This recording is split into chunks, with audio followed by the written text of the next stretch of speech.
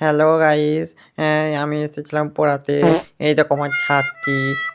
এই যো সবাইকে হ্যালো বলে দাও একটু। Hello, hello. হ্যাঁ, ভাই দেখো। চারিদিকে শুধু সবুজ গাছ আর সবুজ গাছ। ছাদে আমি পড়াতে এসেছিলাম। দেখো তোমরা, কত বড় ছাদ।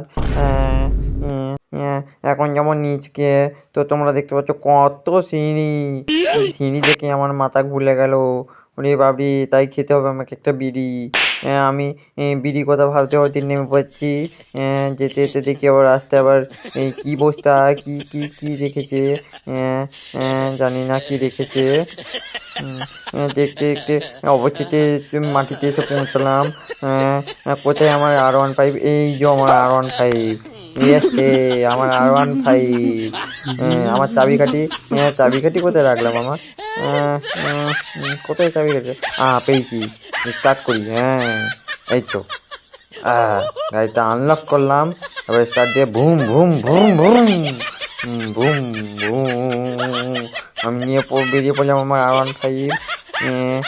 যাচ্ছি, রেস দিচ্ছি। ফার্স্ট গিয়ার ফেললাম, 2 নম্বর গিয়ার ফেললাম। দেখো কত স্পিডে যাচ্ছি। Boom boom boom boom boom boom boom boom. দেখো আমাদের ডিওজি ডন, ডিওজি, ডন।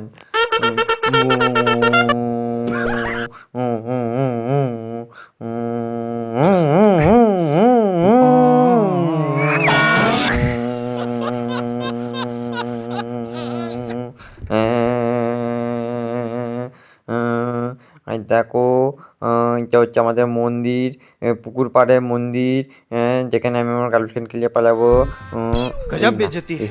এই দেখো বন্ধুরা কত ফুল। আমি ফুল আমার গার্লফ্রেন্ডকে দিয়ে দেবো, প্রপোজ করবো।